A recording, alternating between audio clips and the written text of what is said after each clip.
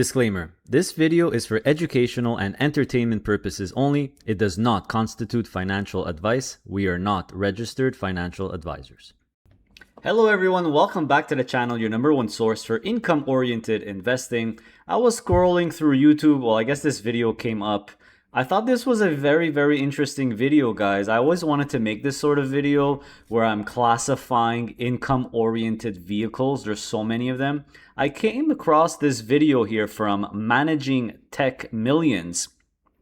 I thought it was very interesting. So in this video, he actually ranks a bunch of probably about a dozen, we'll look at them at the end, income-oriented type of funds and vehicles, right? So annuities and REITs and T-bills and dividend stocks and covered call ETFs and MLPs, right? There's a lot of income-oriented vehicles that you could invest in, and he actually ranks them from the top, the best, S tier, to the crappiest,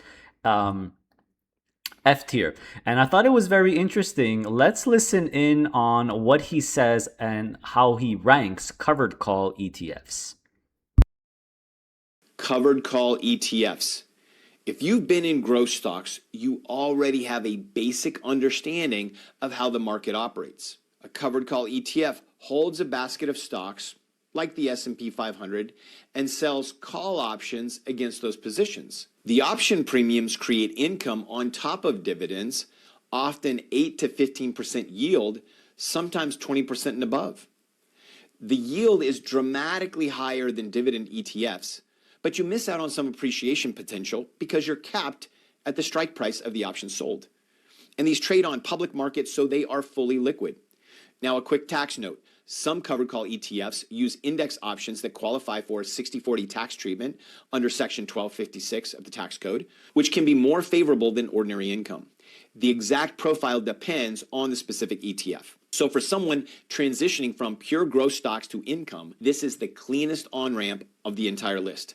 Covered call ETFs gets the S. And if you want to understand the mechanism of covered call ETFs, there you have it, guys. So cover call ETFs get the S tier. Now you could watch the video. I'll put the video link in the description below. And obviously I have to agree with him as a pure covered call ETF investor myself. But let's just scroll to basically the end of the video where we see all the rankings. I was pleased to see that cover call ETFs was ranked first in the top tier. Nothing else in the top tier. You do see dividend stocks in the second best tier. So you see dividend, he kind of separates it in three categories: dividend growth ETFs, high yield dividend ETFs, and then there's dividend aristocrat stocks. He kind of separates it in three categories. I feel like you don't really have to. I think you could just do one category, dividend stocks or quality dividend stocks. So dividend aristocrat stocks, that might be something like, there are specific dividend ETFs that only focus on aristocrat stocks. I believe in Canada it's called CDZ. I would say SCHD would fall in that category. Then you have the high yield dividend ETFs. Things like a VDY in Canada would fall under that. In the US, it would be VYM. Then you have dividend growth ETFs. That would be something like a Vanguard VIG, right? But and I have to agree. And I do agree that they're second best. I do agree that covered call ETFs are the top of the list. But let's just go through quickly other ones. So in the B series, in the B tier, you have high yield savings, money market, T-bills. I think that's complete garbage. You won't even beat inflation with that. REITs is in the B tier. REITs are okay, in my opinion. They're not really, I don't think they're really that tax efficient, and they always underperform the S&P 500 over time. Tax efficient bonds, I don't know, I really don't like bonds. I hate bonds. And there's all kinds of other stuff. So you have preferred stocks and BDCs, private equity, MLPs in the C tier, real estate syndications, private credit, hard money lending in the D tier. I know people who do that. I did over 1,000 coaching sessions, and I'm thinking the real estate syndications, private credit, you lock up money at 8% for real estate deals, and you get about 8%, 9%, 10%, but your money's locked. Annuities, royalty, and IP income in the F tier. Of course, annuities is just terrible. But very interesting video. Again, you could watch the whole video here, guys. And he does have another video before you buy covered call ETFs. You need to watch this. I just want to play the intro because I found it was very interesting. And then we'll actually do some total return comparisons and I'll explain why I think he's right and that covered call ETFs are better than dividend stocks. But I do feel like dividend stocks are really second best. I mean, typically if you're income seeking, you automatically start with dividend stocks like I did, like many of you watching did, but covered call ETFs are superior for a particular reason. And we'll look at some total returns in a second, but I would say their dividend stocks are good too, right? They're really good too. So let's just see the intro of this video here where he talks about covered call ETFs. For the past 5 years, my portfolio has been generating over $200,000 a year in income. And up until recently, none of that income came from covered call ETFs. But that changed. I started selling some of my existing income assets and redeploying that capital into covered call ETFs. And as I went deep into the research, evaluating strategies, comparing funds, breaking down the tax structures, I found 2 things. 1, these are one of the most interesting income vehicles available right now. And 2, they're deeply misunderstood. I really like this guy. They're definitely misunderstood. Obviously, my channel and other channels are helping to correct that with education and facts. But it definitely is, I think right now, the top tier, the best income vehicle you could have right now. Even better than dividend stocks. So I have absolutely nothing against dividend stocks. I think dividend stocks are great. It works. I have nothing against index funds as well. That works as well. That's great as well, right? But why do I feel that covered call ETFs are superior? Well, it's for a simple reason. And this is even more pronounced in the US than in Canada. In the US, many of the top growth stocks, the best performing stocks, are tech stocks that don't have dividends. So the problem is when you buy dividend ETFs, a lot of those stocks are not in there. This has changed recently a little bit. You have a lot of tech stocks that have started little dividends. I think they did it on purpose so they could be added to these massive ETFs like SCHD and VYM. So dividend ETFs, I think if they start adding these and if the top stocks eventually start even making a tiny little dividend so they could be added, I think they'll do good. The problem I have is that these dividend ETFs will not have non-dividend stocks in there. So you're missing out on those stocks. This is why in the US especially, S&P 500, NASDAQ 100 index ETFs always outperform typically things like SCHD. The proof is in the pudding. So what I did here is I put some of the most popular and top performing S&P 500 and NASDAQ 100 covered call ETFs, which, by the way, in my opinion, I feel buying an S&P, buying a NASDAQ 100, maybe you're not going to agree with me. Maybe I feel like it's less risky, has less risk and even more diversification than owning a specific dividend ETF like SCHD, because you're limiting yourself to only dividend stocks, where the indexes, you're really getting everything, right? The top companies, auto adjusted, and to me, it's just a better form of investing. So if we look at the total returns, for example, guys, you see that, so the 2 dividend ETFs that I added were SCHD, which is more quality dividend stocks, and then I added the VYM from Vanguard, which is more the high yield ones.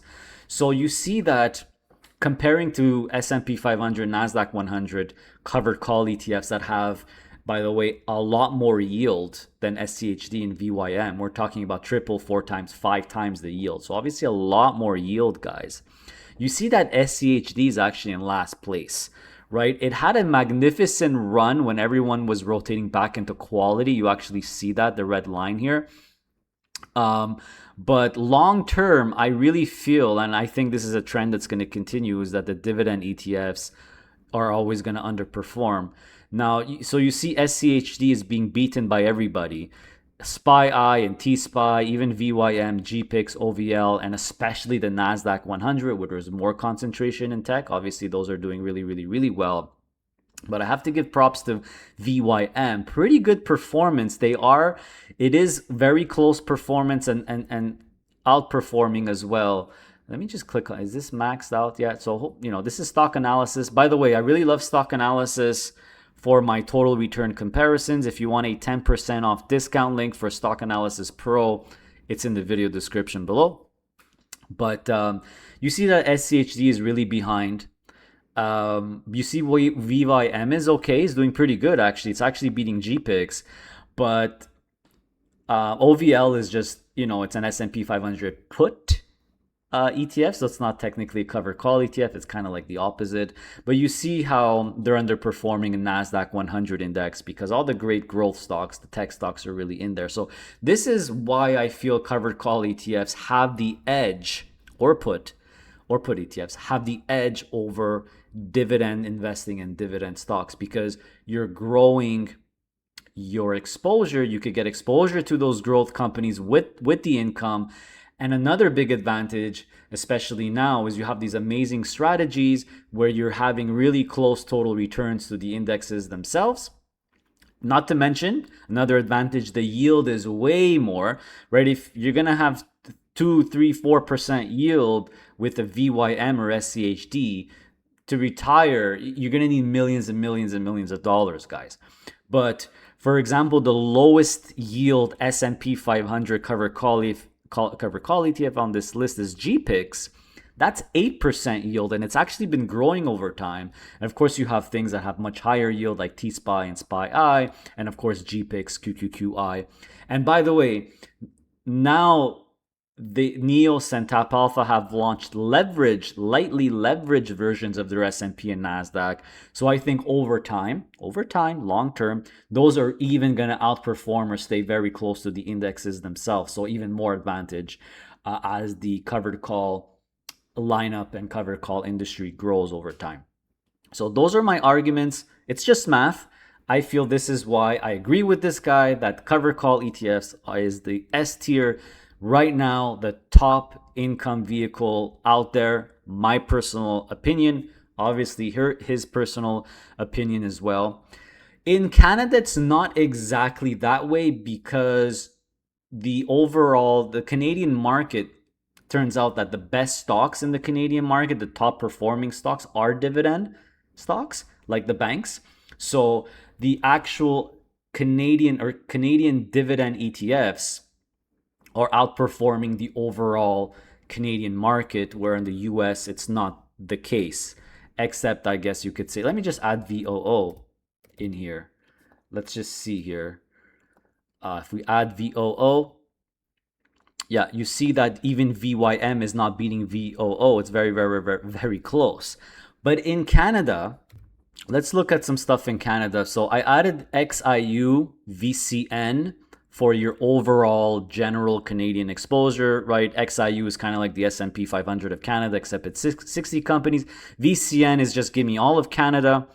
XEI, CDZ. I put XIC, but it's kind of a repetition of ZCN, so I'll just take it out. In terms of dividend ETFs, the top ones, VDY, definitely the biggest, most popular one. There's XEI as well, which is a competitor of VDY. And I also found the CDZ, which is the aristocrat one. So if we look at the total returns here, we have a lot of data because obviously these ETFs have been out for more than 10 years. You see that VDY is the top performer with XIU in second place, VCN in third place. So you see that the dividend ETFs, 2 out of the 3 dividend ETFs are underperforming the overall Canadian market, XEI and CDZ. VDY is outperforming, but I know why. It's because it's literally 60 or like 58, 60% Canadian financials. The Canadian banks, the Canadian financials tend to outperform the overall Canadian market over time. Just like in the US, the technology sector, the technology stocks tend to outperform the overall market over time, right? So if we add some popular covered call ETFs in Canada to see how they're doing. So of course we have HDIV, and yes, there is 25% leverage here.